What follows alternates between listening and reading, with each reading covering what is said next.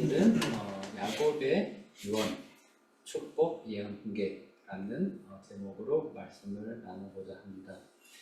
창세기가 전체 그 50장이 1장에서 50장까지 있는데 그 가운데서 1장에서 11장까지가 이제 창조, 그 다음에 홍수, 또 바벨탑 사건 그런 이야기들을 다루고 있고, 그리고 12장부터 50장까지가 이제 족장 시대라고 분류가 되는데 아브라함의 이야기가 12장부터 시작이 돼요. 우리 그냥 막연하게 생각해 보면은 이제 아브라함 그리고 이삭, 야곱의 이야기는 창세기의 뭐 어느 몇 장이라고 생각하는데, 근데 사실 따지고 50장 중에서 12장에서부터 50장까지가 그 이야기예요. 그래서 저기 이제 그 주석서들, 창세기에 대한 주석서들 보면은 한 권이 창세기 전체를 다루고 있는 주석서도 있지만은 많은 책들이 보면은 창세기 1장에서 11장 그리고 12장에서 50장 이렇게 두 권으로 나눠져요.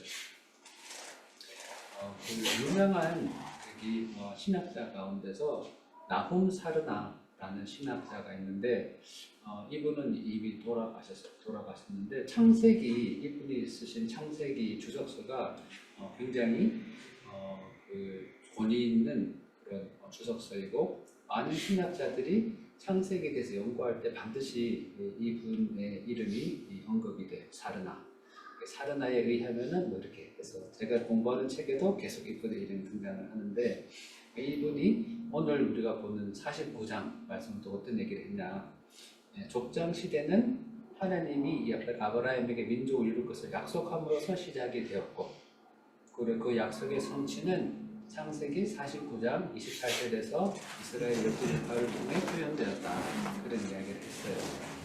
창세기 12장 2절 말씀이 어떤 말씀이냐면은 처음으로 하나님이 아브라함에게 현신하셔서 말씀하시는 거예요. 12장부터 아브라함 이야기 시작되는데 1절, 2절이 처음으로 이제 아브라함의 이름이 등장하는 그런 구절이죠.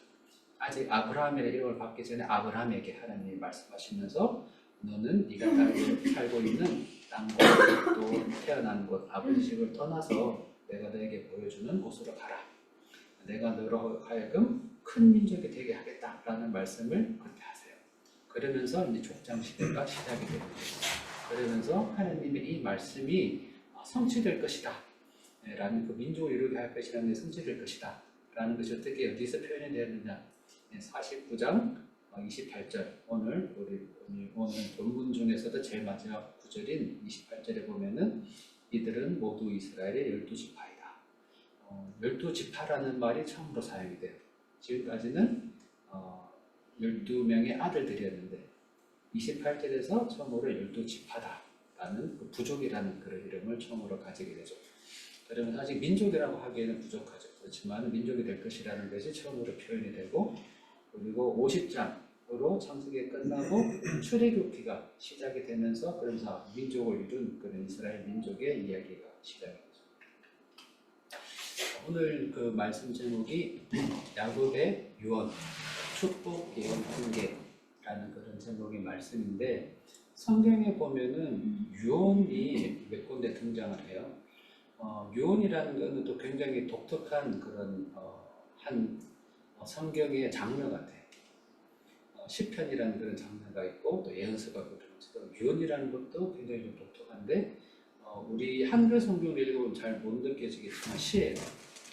오늘의 본문은 시입니다. 시로 쓰여져 있고, 야곱의 유언을 보면은 비유적인 그런 표현들이 많고 동물들의 이미지들도 많이 사용이 되어 있어요. 그리고 오늘 보는 그런 야곱의 유언과 또 신명기에 보면은 비슷한 유언이 모세의 유언이 등장해요. 신명기 33장에 거기 보면 또 마찬가지로 12부족에 대해서 모세가 다 언급을 하면서 이제 유언을 남기죠. 그 유언의 성격을 보게 되면은 축복하는 그런 말씀이고 기본적으로, 그리고 장차 일어날 일에 대해서 얘기하는 예언이고, 또한 12부족에 대한 훈계이기도 해요. 12명의 아들에 대한 훈계이기도 해요. 12부족에 대한 훈계이기도 합니다. 오늘 보면은 그 창세기 이제 49장 1절 말씀을 보면은 뒷날에 겪을 일을 내가 너에게 말하겠다.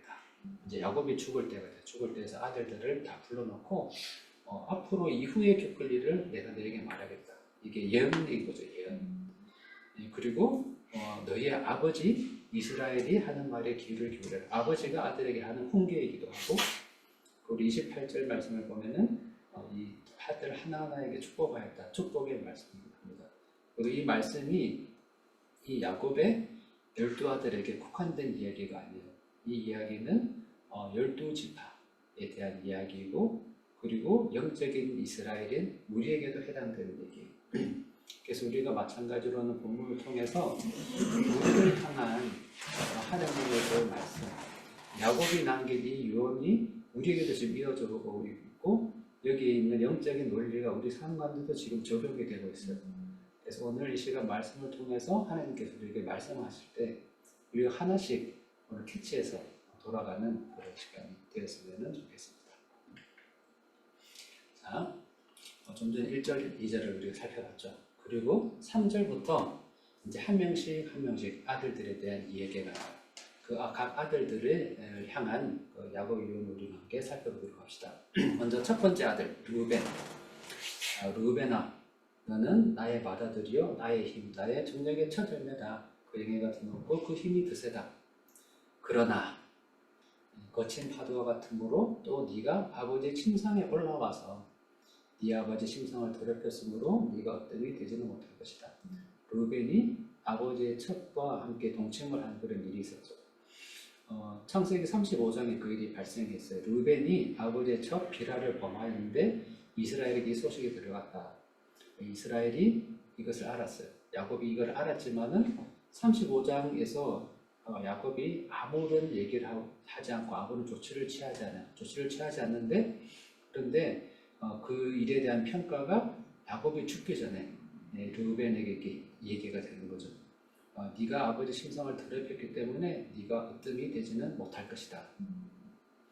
그리고 역대상에 보면은 이렇게 얘기를 하고 있어요.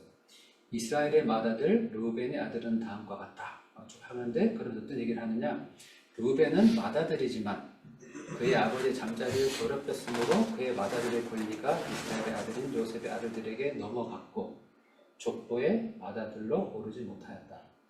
르우벤은 장자였는데, 그런데 이런 죄를 범함으로 해서 그 장자권이 박탈이 된 거죠. 그리고 그 신명기에 보면은 그 모세의 유언이 나오는데, 거기서 모세가 한 부족 한 부족 축복을 한다 그랬잖아요. 그때 르우벤 족속에 대해서는 어떻게 얘기를 하냐면은, 르우벤은 비록 그 수는 적으나 잘 살게 하여 주십시오. 절대로 망하지 않게 하여 주십시오. 이 얘기는 뭐냐?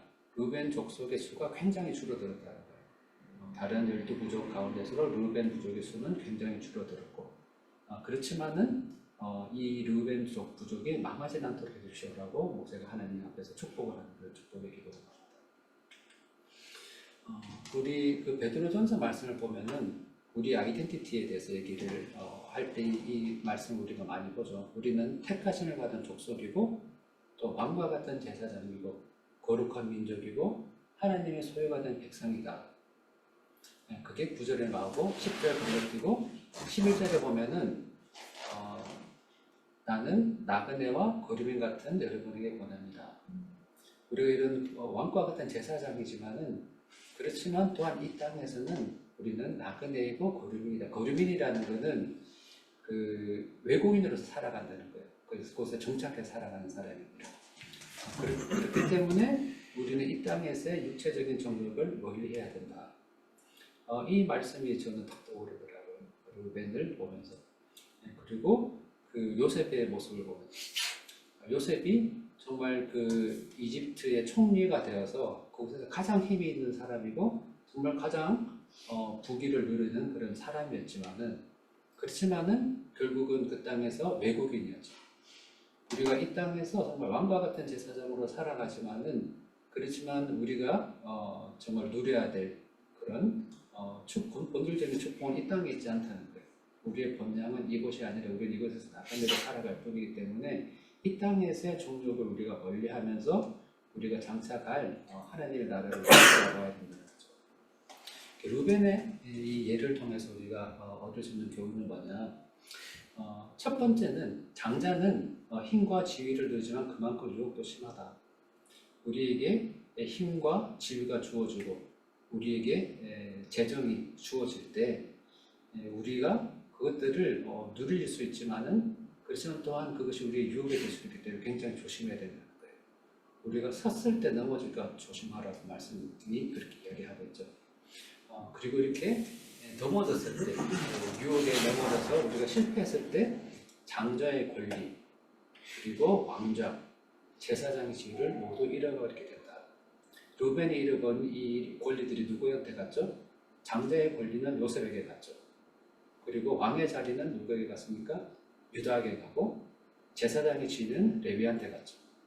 그것이 원래는 루벤이 장자로서 그런 권한을 가졌지만은 죄를 범했을 때 그것이 다 사라졌다. 그리고 시몬과 레위 둘째랑 셋째죠. 는 단자 형제다.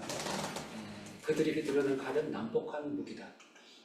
그 세겜에서 이 두 형제가 작당을 해서 그 모든 성의 사람들을 다 몰살했잖아요. 그러면서 야곱이 그 일을 평가를 하는데 나는 그들의 비밀 회담에 들어가지 않으면 그들의 회의에 끼어들지 않을 것이다. 이 말을 보면서 떠오르는 말씀은 시편 1장 1편 1절에 보면은 복 있는 사람에 대해서 이야기를 하잖아요. 그때 어떻게 시편의 기자가 노래를 하냐면은 복 있는 사람은 어떤 사람이냐? 악인의 꾀를 따르지 아니하며 죄인의 길에 서지 아니며 오만한 자리에 앉지 않는다. 야곱이 나는 이 시몬과 레위의 꾀를 따르지 않고 이들의 길에 서지 않고 이들의 자리에 앉지 않겠다. 난 함께하지 않겠다. 라고 야곱이 얘기를 하는 거죠. 7절 말씀을 보니까 이 시몬과 레위가 의 노여움이 혹독하고 분노가 맹렬하니 저주를 받을 것이다. 이들이 한 일을 하나님 기뻐하시지 않는다는 거죠. 그들을 야곱 자손 사이에 분산시키고 이스라엘 백성 사이에 흩어버릴 것이다. 그래서 어떻게 됐느냐? 시몬 지파는 부족은 그 유다 지파에 다 흡수가 되버려요. 다 흡수가 되어버려가지고 이후에는 시몬 지파에 대한 이야기가 이후에는 등장하지 않게 돼요. 레위 지파는 어떻게 되느냐? 똑같은 이런 예언이 있었는데 레위 지파는 그런데 사라지지 않죠. 레위 지파는 그 제사장의 지파로서 계속해서 그런 예배를 섬기는 그런 역할을 하게 되죠. 그러니까 신명기 33장에 그 모세의 유언을 보게 되면은 각 부족에 대해서 이렇게 축복을 하는 가운데 레위 지파를 두고서 어떻게 얘기를 했느냐 하면은 이 레위 지파는 자신의 부모 형제보다도 더 우선해가지고 하나님의 계명에 순종하고 주님의 언약을 성실하게 지켰습니다. 그리고 10절에 이들은 주님의 바른 길을 가르치고 율법을 가르치고 또 번제 드린 일을 계속하고 있습니다. 그래서 11절에 보면은 축복을 하기를 그들이 강해지도록 복을 베풀어 주시고 그들이 하는 모든 일을 기쁘게 받아주십시오. 라고 모세가 레위 지파를 축복을 해요.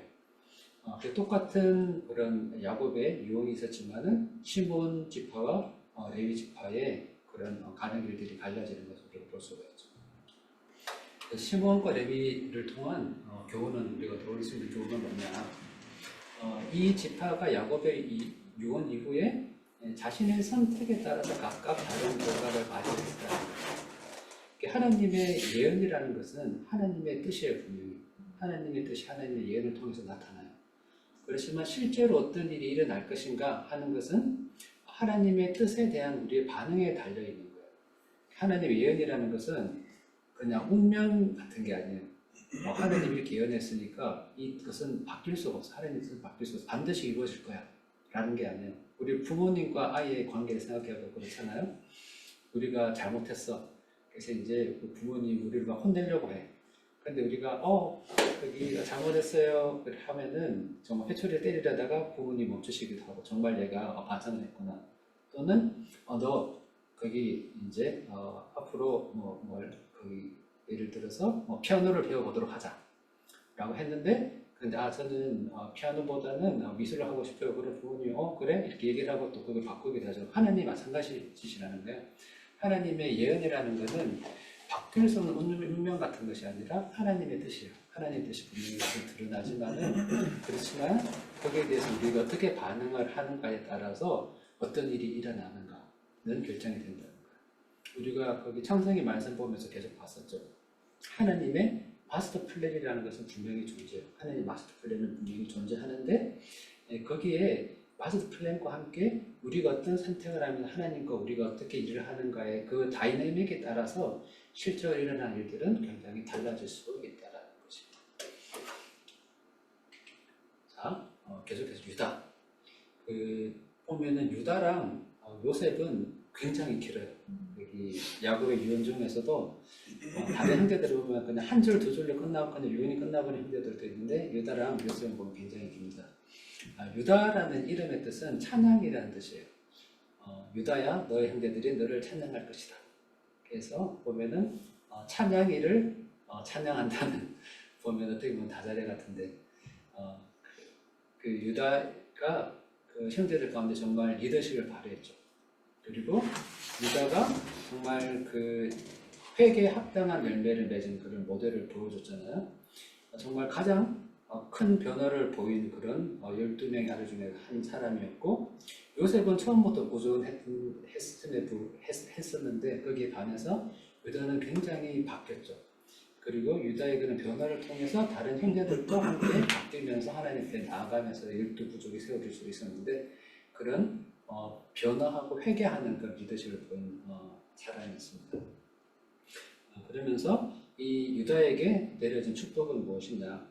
10절 말씀에 보니까 임금의 지휘봉이 유다를 떠나지 않고 통치자의 지휘봉이 자손 만대까지 이를 것이다. 그래서 다윗 왕이 이 유다의 지파에서 나왔잖아요. 그러면서 또 축복하기를 나귀를 포도나무에 매며 그 암나귀 새끼를 가장 좋은 포도나무 가지에 맬 것이다. 여러분 우리가 농사를 짓지 않고 나귀를 키우지 않으니까 이 얘기가 그냥 전혀 안 와닿을 건데 나귀를 포도나무 옆에 매면 어떤 일이 벌어지냐면은 그 나무가 상하죠. 포도나무 옆에는 원래는 매면 안 돼요. 매면 안 된다고 합니다. 저도 나귀를 키워보지 않았기 때문에. 근데 보면은 그 나무 잎을 다 뜯어먹고 나무를 상하게 할 거 아니에요, 그죠? 제가 그건 알아요. 여기 나귀는 키워보지 않았지만 포도나무는 제가 많이 봤어요. 프랑스에 살 때. 포도나무를 어떻게 키우느냐. 포도나무는 여러분 실제로 보신 적 있으세요? 그게 키가 크지가 않아요. 키가 크지가 않고 일부러 낮게 만들어요. 왜냐하면은 이제 재배하면서 따기 쉽게 만들려고. 그리고 나무까지 위로 올라가자면 옆으로 퍼지도록 만들어요. 그래서 포도나무 농부들이 일부러 이렇게 만드는 거죠. 그래서 이렇게 올라와서 옆으로 쫙 퍼지면서 그 포도가 막 달리는 거예요. 그렇게 달리는데 거기다가 이제 나귀를 메어놓으면 포도나무에서 높이는 한 정도 돼요. 정도 되는데 나귀를 묶고 나면 그냥 다 따먹고 난리 나는 거죠. 그런데 이렇게 묶고 났다는 얘기는 뭐냐 하면은 나귀가 그렇게 먹어도 큰 영향이 없을 만큼 어마어마한 그런 풍성함이 이 유다에게는 주어진다는 하나님의 축복인 거예요. 그리고 이어지는 말씀을 보니까 그는 옷을 포도주에다가 빨며 이 포도주에다 옷을 빠는 사람 없죠? 포도주가 튀면은 그래 우리가 막 지우려고 막 그러는데 이 포도주에다 빤다는 것은 그래서 이게 쉬잖아요. 쉬기 때문에 은유적인 표현이 들어가는 거예요. 어떤 의미냐면은 포도를 수확하고 포도주를 만들 때 이렇게 막 밟잖아요. 밟는데 그것이 얼마나 그 수확이 풍성했으면 그것이 막 튀는데 한두 방울 튀는 것이 아니라 마치 옷을 포도주에 빤 것처럼 그렇게 풍성한 수확이 일어나는 그런 풍성한 그런 축복을 유다에게는 준다는 거예요. 그리고 12절에 그의 눈은 포도주 빛보다 진하고 그의 눈은 우빛보다 힐 것이다. 그래서 이 시대에는 짙은 색깔의 눈동자 그리고 흰 이빨은 건강의 상징이라고 합니다.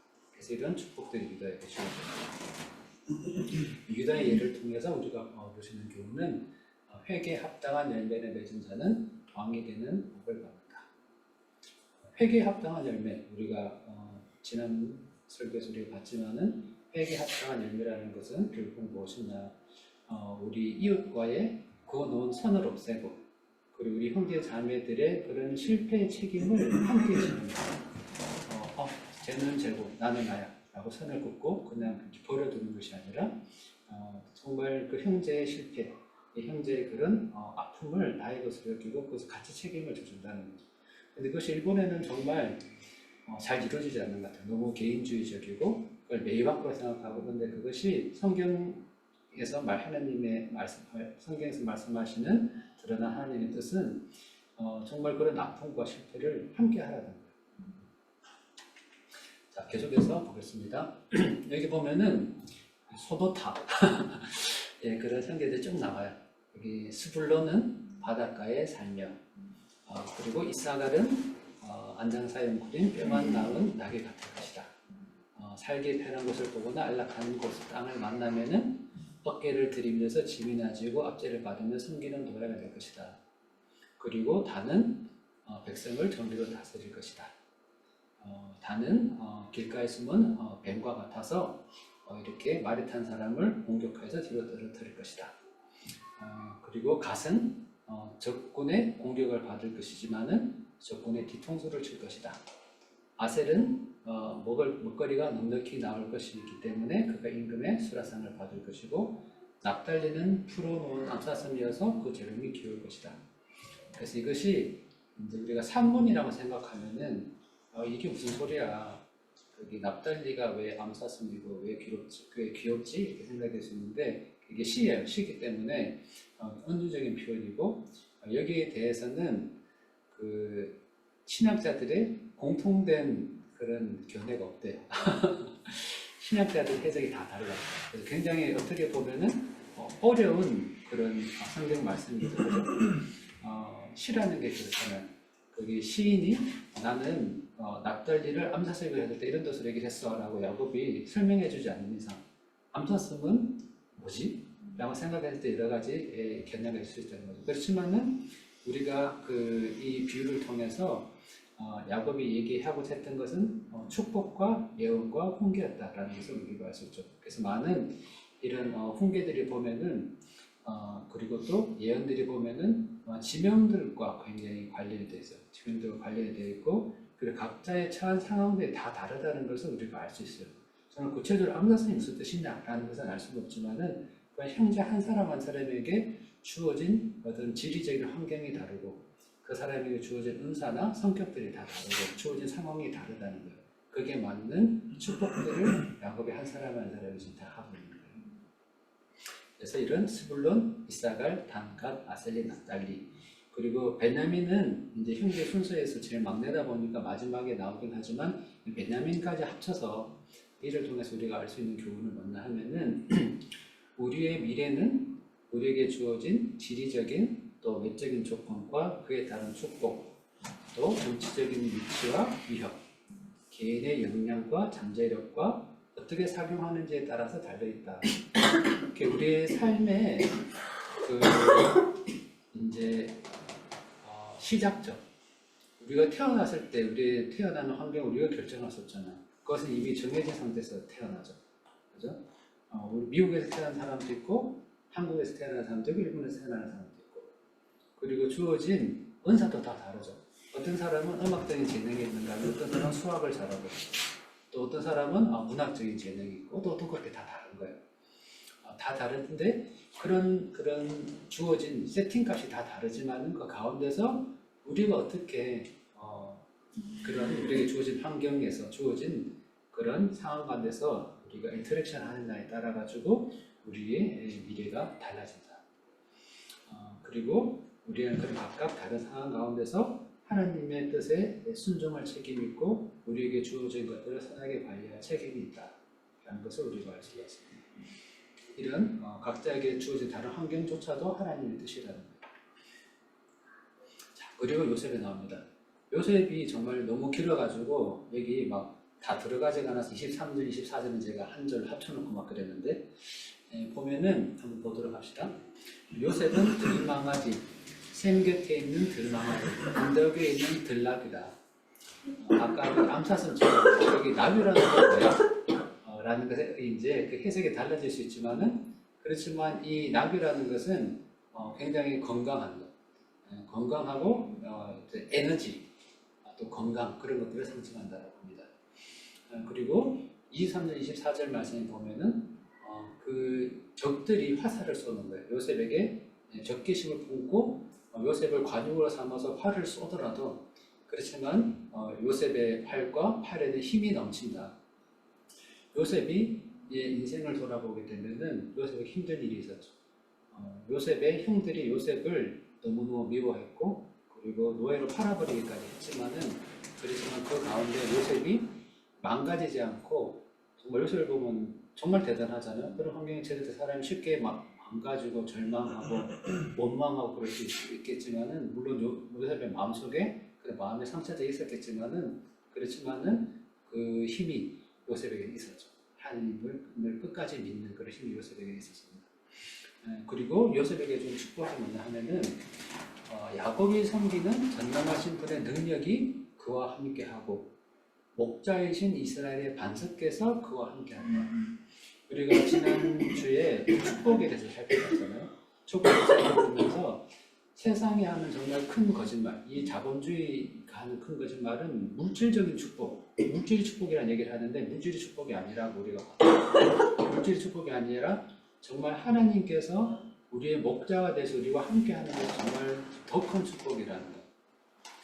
그것이 정말 우리 영적인 눈으로 바라봤을 때 정말 바르게 봐야 되는 부분인 것 같아요.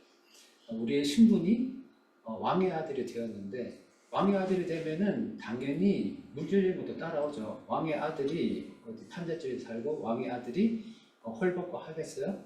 왕의 식탁에서 좋은 음식을 왕과 함께 먹겠죠. 근데 그 주어진 축복이 뭐냐라고 물어봤을 때 나는 매일매일 맛있는 식사를 하는 것이 나에게 주어진 축복이라고 얘기를 하면 정말 어리석은 대답이잖아요. 그보다 더 큰 본질적인 축복은 내가 왕의 아들이 되었다는 거잖아요.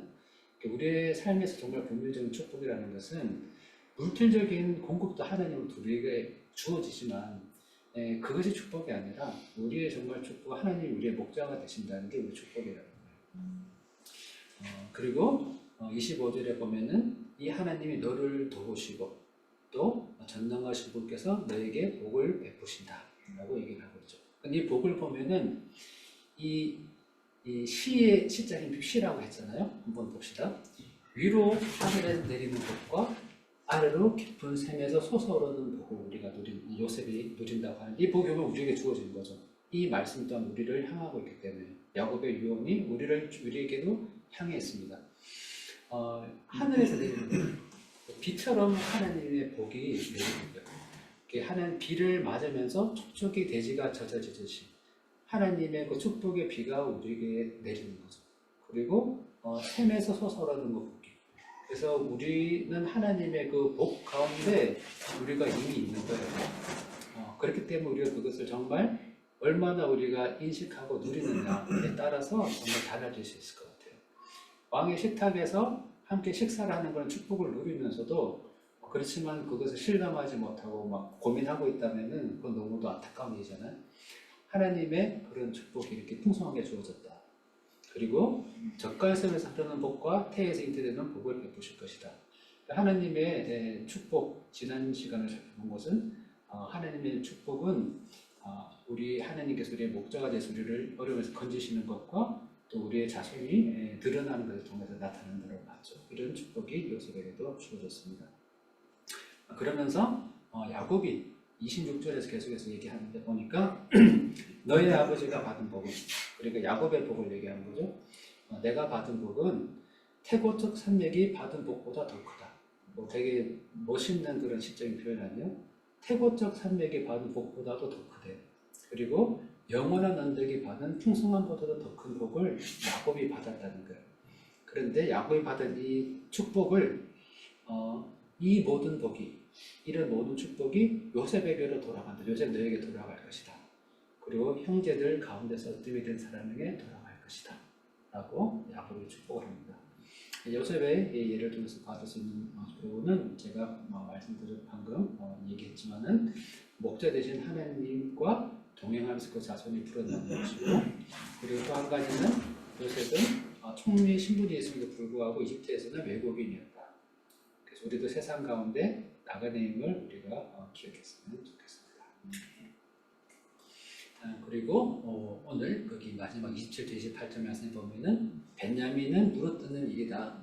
아침에는 빼앗은 것을 삼키고 저녁에는 훔친 것을 나눌 것이다. 베냐민이 굉장히 어떤 공격적인 그런 성향을 지니고 있다고 얘기하는데, 그런데 여기 12형제 가운데서는 그것이 특별히 묘사되어 있지는 않죠. 그냥 귀여운 동생이고 야곱이 너무 예뻐한 동생이라고 나타나는데, 그 이후에 베냐민 부족을 살펴보게 되면은 베냐민 부족에게서 나온 왕이 있잖아요. 사울 왕이 베냐민 부족이었어요. 그리고 사울 왕의 아들인 요나단도 베냐민 부족이죠. 보면 두 사람이 굉장히 용맹하게 전쟁을 치르고 승리하고 했던 것들을 보면은 이 말씀들이 이루어졌구나라는 것도 우리가 알 수 있습니다. 그리고 28절 마지막으로 얘기를 하기를 이들은 모두 이스라엘의 12지파이다. 우리가 서두에 얘기했던 것처럼 처음으로 이 지파라는 말이 사용돼 12형제가 아니라 지파라고 얘기를 하면서 이것은 그들의 아버지가 그들을 축복할 때 한 말이다. 그는 아들 하나에게 알맞게 축복하였다. 이렇게 야곱의 유언이 이 축복으로 마무리가 됩니다. 오늘 여러 가지 교훈들이 우리가 있었는데 한 사람 한 사람 아들에게 주어지는 그 유언 정수를 살펴봤죠. 그걸 제가 한번 마지막으로 정리하면서 오늘 말씀을 마쳤으면 좋겠습니다. 힘과 지위를 누릴 때는 유혹도 심하다. 이 유혹에 넘어져서 범죄하게 될 때 장자의 권리, 왕자, 또 제사장의 지위를 모두 잃어버리게 됩니다. 루벤을 통해서 우리가 볼 수 있었죠. 루벤에게 주어졌던 그 장자의 축복이 유다에게, 요셉에게, 레위에게 다 나눠졌다. 그리고 예언이라는 것이 무엇이냐? 예언은 주어진 운명이 아니라 그랬죠. 예언은 하나님의 뜻을 드러내지만은 실제로 어떤 일이 일어날지는 하나님의 뜻에 대한 우리의 반응에 달려있다. 하나님의 큰 그림, 마스터 플랜은 있어요. 우리의 인생을 향한 마스터 플랜도 있고 그것보다 더 근본적인 큰 마스터 플랜이 있어요. 하나님의 뜻은 이 세상에 하나님을 알지 못하여서 죄와 죽음 가운데 있는 사람을 구원하고자 하는 것이 하나님의 뜻이잖아요. 그리고 정말 마지막에 예수님께서 재림했을 때 죄와 사망으로부터 최종적인 승리를 선포하실 것이라는 그 하나님의 마스터 플랜이 있지만은 그 과정이 어떻게 이루어지는가 하는 것은 우리 그리고 교회 어떻게 순종하면서 하나님의 마스터 플랜과 어떻게 다이나믹하는 그 인터랙션을 하느냐에 따라서 그것이 달라진다는 거죠. 그리고 회개에 합당한 열매를 맺은 자는 왕이 되는 복을 받는다. 유다를 통해서 우리가 봤죠. 우리의 미래는 우리에게 주어진 지리적인 외적인 조건과 그에 따른 축복, 정치적 위치와 위협, 개인의 역량과 잠재력과 어떻게 사고 작용하는지에 따라 달려있다. 그 여러 형제들 쭉 나왔죠. 뭐 이사갈, 아셀 보면은 우리에게 마찬가지로 주어진 환경이 다 달라요. 각자 살고 있는 처해 있는 환경이 다르고 일하고 있는 일터가 다르고 가족이 다르고 하지만은 우리가 그 상황 가운데 그것조차도 하나님의 그런 주어진 하나님의 계획과 축복이고 그 가운데서 우리가 행동하고 어떻게 판단하고 결정하느냐에 따라서 우리의 미래가 달라진다는 거죠. 우리는 각자 다른 세팅값을 가진 인생을 살아가기에 저마다 다른 상황 가운데서 하나님 뜻에 순종하고 그것을 잘 관리할 책임이 있다. 하나님의 축복은 복되어 되신 하나님과 동행하면서 그 자손이 풀어나는 것. 물질적인 축복이라는 것은 자본주의의 거짓말입니다. 요셉은 총리의 신분이 있음에도 불구하고 밑에서 외국인이 된 것처럼 우리가 이 땅에서 높은 지위를 가지게 되고 또 부귀영화를 누린다고 할지라도 그것이 본질적인 축복이 아니고 그것이 우리의 이 땅에서 가져야 되는 그런 본질적인 그런 위치도 아니에요. 우리는 이 세상 가운데 나그네의 힘을 우리가 기억하고 끝까지 우리의 삶의 여정을 함께 했으면 좋겠습니다.